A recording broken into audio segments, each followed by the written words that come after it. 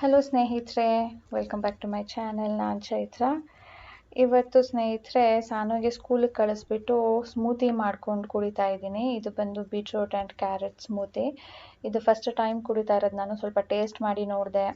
ಸಕ್ಕರೆ ಏನೂ ಹಾಕಿಲ್ಲ, ಸ್ವಲ್ಪ ಬ್ಲ್ಯಾಕ್ ಸಾಲ್ಟ್ ಹಾಕ್ಕೊಳ್ತಾ ಇದ್ದೀನಿ. ಫಾರ್ ದ ಫಸ್ಟ್ ಟೈಮ್ ನಾನು ಬೀಟ್ರೂಟ್ ಜ್ಯೂಸ್ ಕುಡಿತಾ ಇರೋದು.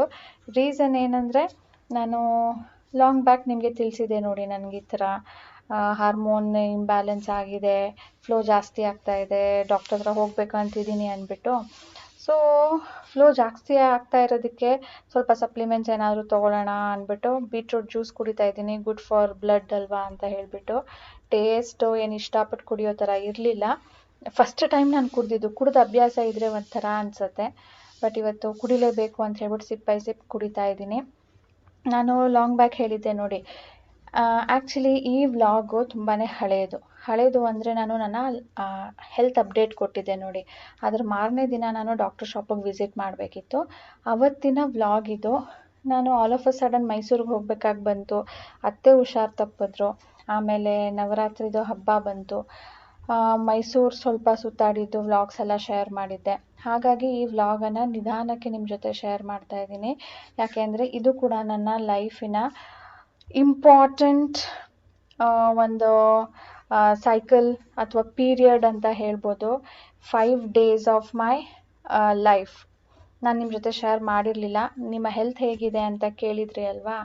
ಕೇಳಿದಾಗ ಅನ್ನಿಸ್ತು, ಓಕೆ ನಾನು ಹೇಳಿರಲಿಲ್ಲ, ಅದನ್ನಾದರೂ ಶೇರ್ ಮಾಡೋಣ ಅಂತ ಹೇಳಿಬಿಟ್ಟು ಇವತ್ತು ನಾನು ನನ್ನ ಹಳೆ ವ್ಲಾಗನ್ನು ಈಗ ಶೇರ್ ಮಾಡ್ತಾ ಇದ್ದೀನಿ. ಹೇಳಿದ್ನಲ್ಲ, ಮೈಸೂರಿಗೆ ಹೋಗಿದ್ದ ಕಾರಣದಿಂದ ನಂಗೆ ಶೇರ್ ಮಾಡೋಕ್ಕಾಗಿರಲಿಲ್ಲ ಅಷ್ಟೇ. ಸೊ ಆ 5 ದಿನ ಏನಾಯಿತು, ನನ್ನ ಹೆಲ್ತ್ ಅಪ್ಡೇಟ್ ಹೇಗಿದೆ ಅಂತ ಈ ವ್ಲಾಗಲ್ಲಿ ನಿಮಗೆ ಗೊತ್ತಾಗುತ್ತೆ ಸ್ನೇಹಿತರೆ. ಸೊ ಕನ್ಫ್ಯೂಸ್ ಮಾಡ್ಕೊಳ್ಬೇಡಿ, ನಾನೀಗ ಆರಾಮಿದ್ದೀನಿ. ಇದೆಲ್ಲ ಕೂಡ ಹಳೆ ವ್ಲಾಗ್ಸ್. ನಾನು ಫಸ್ಟ್ ಟೈಮ್ ಕುಡಿತಾ ಇರೋದಕ್ಕೆ ರಾಜೇಶ್ ಬಂದುಬಿಟ್ಟು ಟೀಸ್ ಮಾಡ್ತಾ ಇದ್ದಾರೆ ನೋಡಿ. ಇವತ್ತು ಸ್ನೇಹಿತರೆ ಕ್ಲಿನಿಕ್ಗೆ ಹೋಗಿ ಬಂದೆ. ಸೊ ಅಲ್ಲಿ ಹೋದ್ಮೇಲೆ ಡಾಕ್ಟರು ತುಂಬಾ ವೀಕ್ ಆಗಿಬಿಟ್ಟಿದ್ಯಾ, ಯಾಕೆ ಇಷ್ಟು ದಿನ ಬಂದಿಲ್ಲ ಅಂತ ಕೇಳ್ತಾಯಿದ್ರು. ಸೊ ನನಗೆ ಏನು ಪ್ರಾಬ್ಲಮ್ ಆಗಿದೆ ಅಂತ ನಾನು ಲಾಸ್ಟ್ ವೀಡಿಯೋಲೇ ನಿಮಗೆ ತಿಳಿಸಿದ್ದೆ. ಆ್ಯಕ್ಚುಲಿ ಈ ಪ್ರಾಬ್ಲಮ್ ನನಗೆ 2 monthsಯಿಂದನೂ ಆಗ್ತಾಯಿದೆ. 2 months ಬ್ಯಾಕ್ ನಾನು ಬೇರೆ ಪ್ರಾಬ್ಲಮ್ಗೆ ಅಂತಲೇ ಡಾಕ್ಟ್ರಿಗೆ ವಿಸಿಟ್ ಮಾಡಿದ್ದೆ. ಅದು ಆದಮೇಲೆ ತಿಂಗಳಿಗೆ 2 ಸಾರಿ ಹೋಗೋ ಥರ ಆಗೋಯ್ತು ನನಗೆ. ಯಾಕಾದರೂ ಹೋದ್ನಪ್ಪ ಅಂತ ಅನ್ನಿಸ್ಬಿಟ್ಟಿತ್ತು. ಸೊ ಇವತ್ತು ಡಾಕ್ಟರ್ ನನಗೆ 2 ಆಪ್ಷನ್ ಕೊಟ್ಟರು. ಅಂದರೆ ನನಗೆ ಪೀರಿಯಡ್ಸ್ ಬಂತು, ಫ್ಲೋ ಜಾಸ್ತಿ ಆಗ್ತಾಯಿದೆ, ವಿತ್ ಕ್ಲಾಟಿಂಗ್ ಆಗ್ತಾಯಿದೆ ಆ್ಯಂಡ್ ನಿಲ್ತಾ ಇಲ್ಲ. ಈವನ್ ಆಫ್ಟರ್ ಟೇಕಿಂಗ್ ಟ್ಯಾಬ್ಲೆಟ್ಸ್ ಅದು ನಿಲ್ತಾ ಇಲ್ಲ. ಅದಕ್ಕೆ ಡಾಕ್ಟರ್ ಅಂದರು, ನಿನಗೆ ಟ್ಯಾಬ್ಲೆಟ್ಸ್ ಬೇರೆ ಬರ್ಕೊಡ್ತೀನಿ, 3 daysಲ್ಲಿ ನಿಲ್ಲುತ್ತೆ. 3 daysಲ್ಲಿ ನಿಂತರೆ ಒಂದು ಸ್ಕ್ಯಾನ್ ಮಾಡೋಣ, ಯಾಕೆ ಈ ಥರ ಆಯಿತು ಅಂತ ನೋಡೋಣ. ಅದಾದಮೇಲೆ ಹಾರ್ಮೋನ್ ಟ್ಯಾಬ್ಲೆಟ್ಸ್ನ ಕೊಡೋಣ ಅಂತ ಹೇಳಿದರು.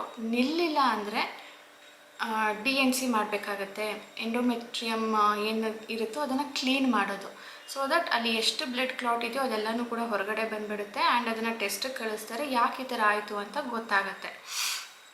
ನಿಮ್ಗೆ ನೆನಪಿದ್ರೆ 2 months ಬ್ಯಾಕ್ ನಾನು ತೋರಿಸೋದಕ್ಕೆ ಹೋದಾಗ ಫಸ್ಟ್ ಟೈಮ್ ನನಗೆ ತುಂಬಾ ಪೇನ್ ಇತ್ತು. ಹಾಗಾಗಿ ಆ ಪೇನ್ಗೆ ರೀಸನ್ ಏನು ಅಂತ ತಿಳ್ಕೊಳ್ಳೋದಕ್ಕೆ ಬಯಾಪ್ಸಿ ಮಾಡ್ತೀವಿ ಅಂತ ಹೇಳಿದರು. ಸೊ ಪೇನ್ಗೆ ನಾನು ಬಯಾಪ್ಸಿ ಮಾಡಿಸೋದು ಬೇಡ, ಹಾರ್ಮೋನ್ ಇಂಬ್ಯಾಲೆನ್ಸ್ ಇರುತ್ತೆ, ಆ ಹಾರ್ಮೋನ್ನ ಬ್ಯಾಲೆನ್ಸ್ ಮಾಡೋದಕ್ಕೆ ಫುಡ್ ಡಯಟಲ್ಲೇ ಮಾಡ್ಬೋದು ಅಂತ ನಾನು ಆವಾಗ ಮಾಡಿಸಿರಲಿಲ್ಲ. ಬಟ್ ಫುಡ್ ಡಯಟ್ ನನಗೆ ಶುರು ಮಾಡೋದಕ್ಕೆ ಆಗಿಲ್ಲ, ಬಿಕಾಸ್ ನಾನು ಕಂಟಿನ್ಯೂಸ್ ಆಗಿ ಮೆಡಿಕೇಷನಲ್ಲಿದ್ದೆ. For some are the other reason, ಹೇಳಿದ್ನಲ್ಲ ತಿಂಗಳಿಗೆ 2 ಸಾರಿ ವಿಸಿಟ್ ಮಾಡ್ತಾಯಿದ್ದೆ ಅಂಥೇಳಿ. ಸೊ ಅದು ಸ್ಟಾಪ್ ಆಗಲಿ, ಆಮೇಲೆ ಶುರು ಮಾಡೋಣ ಅಂದ್ಕೊಂಡು ನಾನು ಇವಾಗ ಎಲ್ಲನೂ ರೆಡಿ ಮಾಡ್ಕೊಂಡಿದ್ದೆ. ಇವತ್ತು ಆ್ಯಕ್ಚುಲಿ ಸ್ಟಾರ್ಟ್ ಕೂಡ ಮಾಡಿದ್ದೆ. ಆದರೆ ಈ ಪ್ರಾಬ್ಲಮ್ ಎಷ್ಟು ಆಗ್ತಾಯಿದೆ ನನಗೆ ಅಂದರೆ, ಡಾಕ್ಟರು ನೋಡು, ನೀನು 3 days ವೇಟ್ ಮಾಡಿಬಿಟ್ಟು ನಿಲ್ಲಿಲ್ಲ ಅಂದಾಗ ಮಾಡಿಸ್ತೀಯೋ ಅಥವಾ ಈಗಲೇ ಮಾಡಿಸ್ಕೊಂಡು ರಿಲೀಫ್ ತಗೊಳ್ತೀಯೋ. ನನಗೆ 3-4 daysಲ್ಲಂತೂ ತುಂಬಾ ಸುಸ್ತಾಗಿ ಕೂಡ ಆಗಿಬಿಟ್ಟಿದೆ. ಸೊ ಈಗ ಡಾಕ್ಟರ್ ಹೇಳಿದ್ದು, ನಿಂಗೆ 2 ಆಪ್ಷನ್ ಇದೆ ಅಂಥೇಳಿ. ಆ ಆಪ್ಷನ್ಸಲ್ಲಿ ರಾಜೇಶ್, ಇಲ್ಲ ನೀನು ಇನ್ನು ಕಾಯೋದು ಬೇಡ, ಕಾದು ಮುಂದೆ ಏನಾದರೂ ಸ್ಟಾಪ್ ಆಗಲಿಲ್ಲ ಅಂದರೆ ಅವಾಗ ಮಾಡಿಸೋ ಬದಲು ನೀನು ಇವಾಗಲೇ ಮಾಡಿಸ್ಬಿಡು ಅಂಥೇಳಿ. ಸೊ 2ನೇ ಆಪ್ಷನ್ ಅಂದರೆ ನಾವು ಅಡ್ಮಿಟ್ ಆಗಬೇಕು. ಯಾಕಂದರೆ ಅಡ್ಮಿಟ್ ಆಗಿ ಅವರು ಅನಸ್ತೀಶಿಯಾ ಕೊಟ್ಟು ಆಮೇಲೆ ಲೈಕ್ ಈ ಪ್ರಾಸೆಸ್ನೆಲ್ಲ ಮಾಡಬೇಕು. ನನಗೆ ಅಡ್ಮಿಷನ್ ಅಂದ್ರೇ ಭಯ.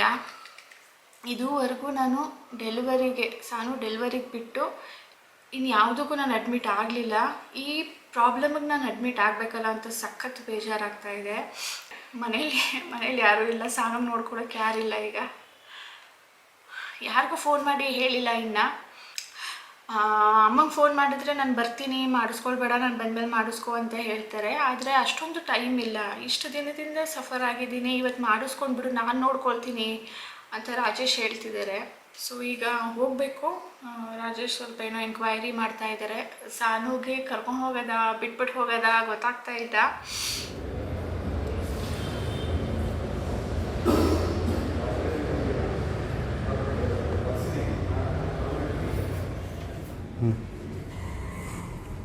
ಪ್ರಾಬ್ಲಮಿಗೆ ಸೊಲ್ಯೂಷನ್ ತೊಗೊಳೋದಕ್ಕೆ ಬಂದಿರೋದು. ಆಗುತ್ತೆ, ಏನು ತೊಂದರೆ ಇಲ್ಲ. ಸೊ ಡೇ ಕೇರ್ ಪ್ರೊಸೀಜರ್ ಅಂತ ಹೇಳಿರೋದು ಏನಕ್ಕೆ ಕೇಳ, ಅದಕ್ಕೆ ಅಲ್ವಾ, ಇನ್ನು ಜಾಸ್ತಿ ಟೈಮ್ ತೊಗೊಳಲ್ಲ. ಇದು ಮಾಡಿಸಿದ್ರೂ ಸೊಲ್ಯೂಷನ್ ಸಿಗುತ್ತೋ ಇಲ್ವೋ ಅಂತ. ಸಿಗುತ್ತಪ್ಪ, ಟೆನ್ಷನ್ ತೊಗೋತೆ, ಆಗುತ್ತೆ, ಎಲ್ಲ ಒಳ್ಳೆಯದೇ ಆಗುತ್ತೆ. ಇದೆಲ್ಲ ಮಾಡೇ ಮಾಡ್ತಾರೆ ಕಣ ಅವ್ರ ಪ್ರೊಸೀಜರು. ಡೇ ಕೇರ್ ಅಂತ ಹೇಳ್ಬಿಟ್ಟು ಇವೆಲ್ಲ ಮಾಡಬಾರ್ದ.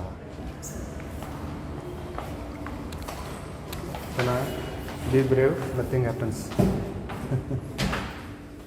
ಯಾವುದು ಮೇಲ್ಗಡೆದ ಇದಷ್ಟೇನಾ? ಗಂಜಿ ಇದು ಕುಡಿದ ಮೇಲೆ ಏನೂ ಆಗಲಿಲ್ಲ ಅಂದರೆ ಊಟ ಮಾಡ್ಬೋದಾ? ಊಟ ಮಾಡೋದು ಅಂತಂದರೆ ಲೈಟ್ ಫುಡ್. ಸ್ವಲ್ಪ ಹೊತ್ತಾದ್ಮೇಲೆ ಅದಕ್ಕೂ ಏನೂ ವಾಮಿಟ್ ಆಗಲಿಲ್ಲ ಅಂದರೆ ಹಾರ್ಡ್ ಫುಡ್ ತೊಗೋಬೋದು. ಅನೆಸ್ಥೇಷಿಯಾ ಪವರ್ ಕಡಿಮೆ ಆಗ್ತಾಯಿದೆ, ಈಗ ನೀರು ಕೊಡ್ಬೋದು ಅಂತ ಹೇಳಿದ್ದಾರೆ. ಸೊ ಫಸ್ಟು ನೀರು, ಆಮೇಲೆ ಗಂಜಿ, ಆಮೇಲೆ ಫ್ರೂಟ್ಸು, ಆಮೇಲೆ ನಾರ್ಮಲ್ ಫುಡ್. ವಾಮಿಟ್ ಆದರೆ ನಾವು ಹೋಗೋಂಗಿಲ್ಲ, ಇಲ್ಲೇ ಇರಬೇಕಾ? ನೀನು ವಾಮಿಟ್ ಆಗಿ ನಂಗೆ ಸುಸ್ತಾಗ್ತಾಯಿದೆ ತುಂಬ ಅದು ಇದು ಅಂತಂದರೆ ಇಲ್ಲೇ ಇರಬೇಕಾಗತ್ತೆ. ಇಲ್ಲೇ ಅಂದರೆ 24 hours. ಇಲ್ಲ ಅಂತಂದರೆ ಹೋಗ್ಬೋದು, ಡಿಸ್ಚಾರ್ಜ್ ಮಾಡ್ತಾರೆ. ಅನೆಸ್ಥೇಷಿಯಾ ಹೊಡೆದು ಏನಿಸಿದ್ರು ಇದೊಳಿ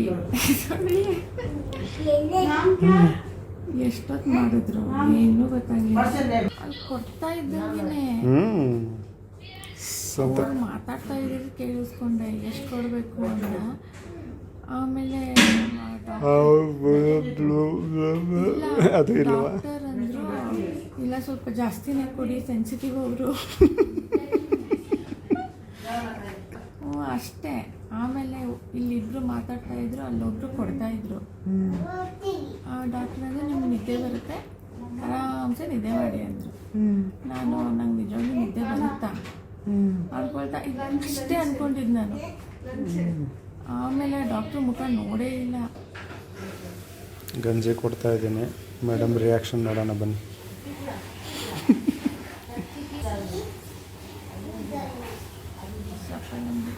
ಸಪ್ಪೆಗಂಜಿನ ಉಪ್ಪು ಇಲ್ವಾ?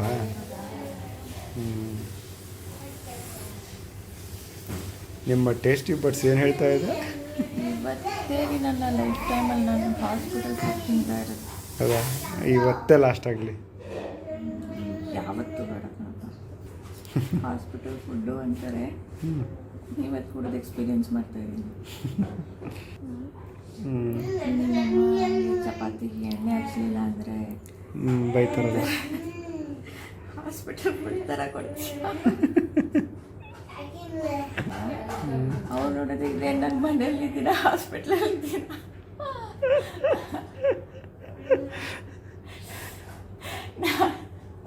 ಅಲ್ಲಿದ್ದರೆ ಅವಳಿಗೆ ಹಾಸ್ಪಿಟ್ಲ್ ಫುಡ್ ಕೊಡ್ತಾರೆ. ಅವಳು ಊರ್ಗೊಟ್ಟಾಗ್ತಾ ಇದ್ಲು. 2ನೇ ಸರಿ ಆಪ್ರೇಷನ್ ಆದಾಗ ಮನೆಗೆ ಬಂದೇ ಇಲ್ಲ.